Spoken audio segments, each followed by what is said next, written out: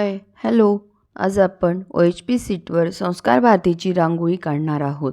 यासाठी आधी आपल्याला साध्या पेपरवर रांगोळी ड्रॉ करून घ्यायची आहे.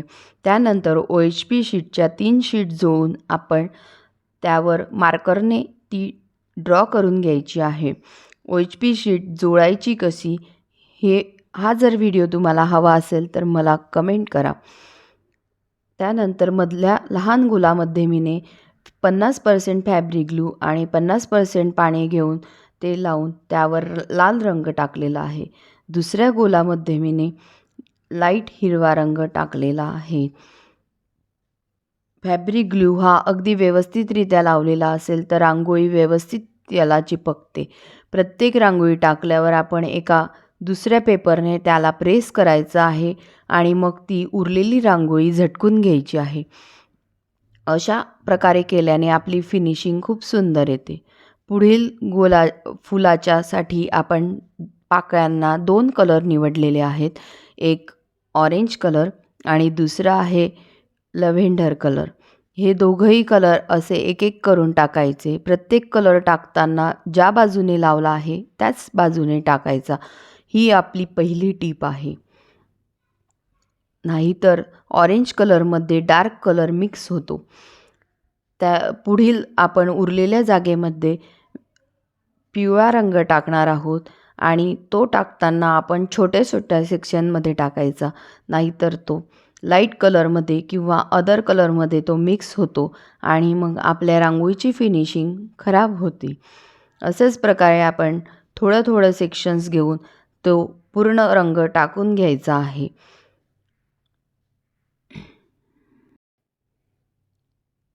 पिवळा रंग व्यवस्थितरित्या टाकून झाल्यावर आपण पुढचा गोल घेणार आहोत. पुढच्या गोलमध्ये आपण डार्क निळा रंग निवडलेला आहे. रांगोळीची जर रंगसंगती सुंदर असेल तर रांगोळी खूप उठून दिसते. अशाच प्रकारे आपण त्याच्या पुढच्या गोपद्माच्या उरलेल्या जागेमध्ये पिवळा रंग टाकून घेणार आहोत. ज्या सेक्शनमध्ये आपण रांगोळी टाकत आहोत त्याच बाजूने आपण ती रांगोळी झटकताना झटकायची आहे. म्हणजे ती आतमधल्या रांगोळीवर जाणार नाही याची काळजी व्यवस्थितरित्या घ्यायची.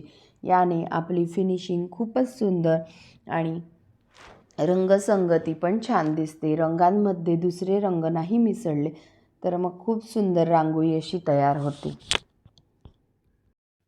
इतक्या पटकन जितके माझे हात फिरताना दिसत आहेत इतके ते नक्कीच नाही आहे. ह्या रांगोळीसाठी भरपूर वेळ लागतो. आता आपण गोपद्म मध्ये रंग भरणार आहोत. यासाठी मीने 2 गोपद्माचे रंग ठरवलेले आहेत. मध्ये एक आणि बाहेर एक. अशा प्रकारे मीने जिथं बाहेरून जो रंग द्यायचा आहे तो आधी मीने तिथं फॅब्रिक ग्लू आणि पाणी मिक्स करून लावून घेतलेलं आहे. त्यानंतर तिथं राणी कलर टाकून घेतलेला आहे. तो ज्या बाजूने ते गोपद्म आहे त्याच बाजूने तो झटकला. त्यामुळे वरच्या येलो कलरमध्ये तो मिक्स होणार नाही. दुसऱ्या गोपद्माला मीने ऑरेंज कलर टाकून घेतलेला आहे. अशाच प्रकारे आपण सर्व गोपद्म रेडी करणार आहोत.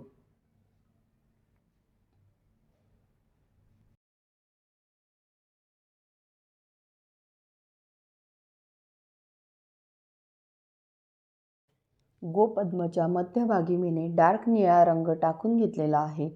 तो व्हिडिओ मी शूट करायचा विसरले होते. आणि नंतर बाहेरील पानं आपण करून घेणार आहोत. त्यामध्ये मीने फॅब्रिक ग्लू आणि पाणी मिक्स करून तिथं लावून घेतलेलं आहे. बघा माझ्या व्हिडिओमध्ये थोडंसंही जागा सुटलेली नाही. त्यामुळे रांगोळी अगदी व्यवस्थित चिकटलेली आहे.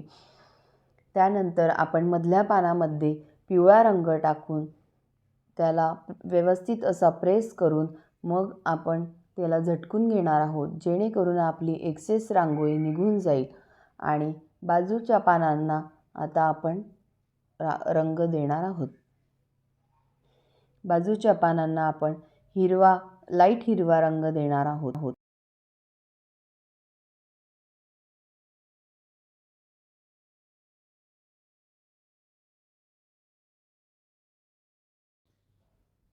आता आपण सेकंड लेअर देणार आहोत.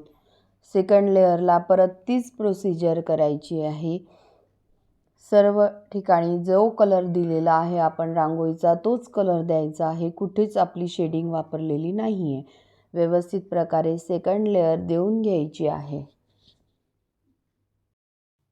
सेकंड लेअरसाठी तुम्हाला एक सुंदर अशी टीप देणार आहे मी. सेकंड लेअर टाकताना ही रांगोळीमध्ये आधी आपण लाईट कलर दिलेले आहे, तर ते रंग इकडं तिकडं आपण झटकताना जातील.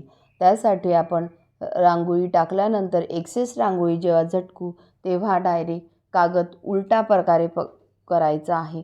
त्यामुळे ते रंग इकडं तिकडं न पडता डायरेक्ट खाली पडतील.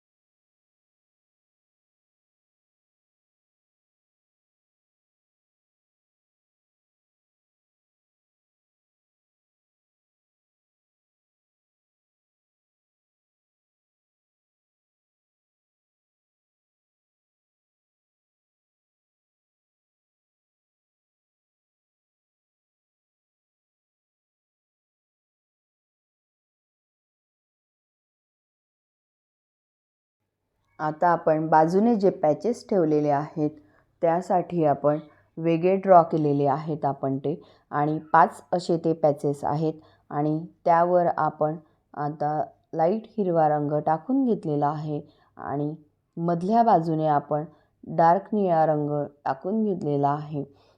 ज्या बाजूने रांगोळी टाकलेली नाही आहे त्याच बाजूने आपल्याला झटकायचं आहे. ही मात्र एक काळजी व्यवस्थित घ्यायची आहे. बारीक अशा छोट्या हाफ सर्कलमध्ये आपण पिवळा रंग टाकून घेतलेला आहे.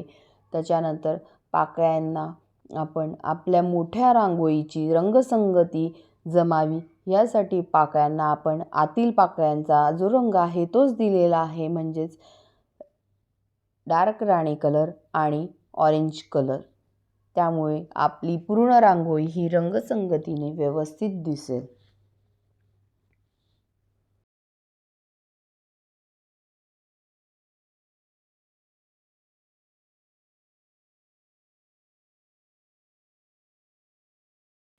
असेच प्रकारे सर्व पॅचेस झाल्यावर ते सुकल्यावर आपण दुसरा लेअर टाकून घेणार आहोत.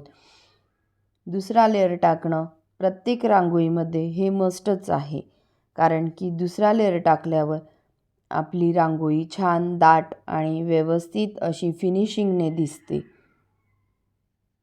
यानंतर मी सर्व रांगोळीला ब्राऊन कलरने बॉर्डर करून घेतलेली आहे आणि मग त्यावर आरसे चिटकवलेले आहेत. तुम्हाला आरसे नसेल चिटकवायचे तरी चालतील, पण मला अजून आकर्षक दिसण्यासाठी मी त्यावर आरसे चिटकवले आहेत. अशाच नवनवीन व्हिडिओसाठी लाईक करा, सबस्क्राईब करा आणि बेल आयकॉनवर प्रेस करा, जेणेकरून माझा व्हिडिओ आल्यावर तुम्हाला दिसेल.